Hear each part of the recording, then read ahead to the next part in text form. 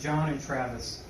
And the reason we're going to Boston is because we go to see a basketball game. It's the Knicks. Because buying a Greyhound ticket, renting an Airbnb, and going to see a game in Boston is actually cheaper than doing anything within 30 feet of Madison Square Garden. So we get on a Greyhound. It's the cheapest ticket we can find. It's 5 hours long from midnight to 5 a.m.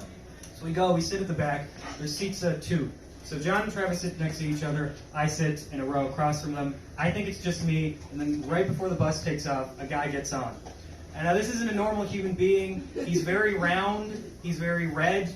He's very sweaty. He's like if a tomato cosplayed as the opioid crisis.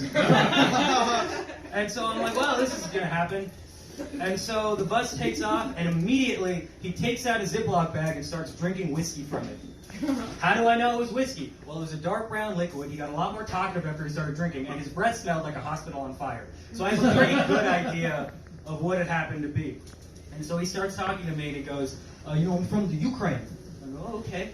And he goes, I'm a big fan of Putin. And I go, we don't have to talk. And he goes, I'm a big fan of what he's doing with the gays. Like, I myself used to have those thoughts, but I pushed them down. And I can tell you, I know you gay, but you must push. Let's keep it down. Otherwise, it was the weirdest way anyone's ever hit on me. Usually it's not with the threat of implied violence. If you're going to flirt, make me feel safe first.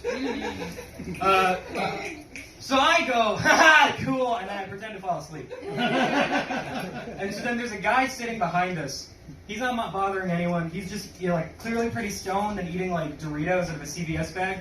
I don't think he put them in the CVS bag. I think he just, found it. And it was too high to realize that he shouldn't eat them. He was like, I got the munchies. What? A CVS bag with Doritos and some dog shit? God is good. So he's eating them just by himself. And then our Ukrainian friend turns around and he goes, hey, friend, whiskey for some Doritos? And also, here's the thing about the whiskey bag.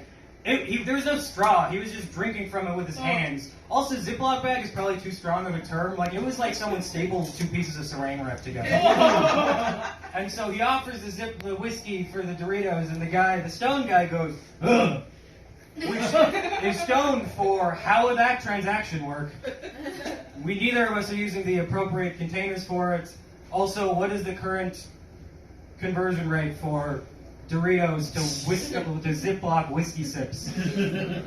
So he turns back around, and I think this makes him kind of mad, because then he immediately pulls out his phone and starts yelling in angry Ukrainian to someone on the other end. And then he sees that I'm awake and looking over at him, and he starts hitting me on the shoulder, and he goes, friend, my good friend does not believe I'm on a bus. Tell him that I'm on a bus. First of all, why would he believe me? Second of all, I don't want to do this. I really don't. But I'm not saying no, because I don't know how. I've never been taught what to do. No one has ever told me what to do when an angry, closeted, drunk Ukrainian man tells me to yell at a stranger on his 2007 Motorola Flip. So I take the phone, and I hold it to my ear, and I go, I'm on a bus. And I wait for 10 seconds, and then on the other end, there's a voice that goes, okay. So someone got killed. So I give him back the phone, and the guy takes it, looks at it, puts it in his pocket, puts his hand on my shoulder and squeezes it, and he goes, thank you. And that's the last thing he ever said to me. The moral of the story is, if you ever find yourself on a long bus ride, make sure you get an aisle seat. Because you always want to make sure there's one less obstacle between you and the gay Russian mob.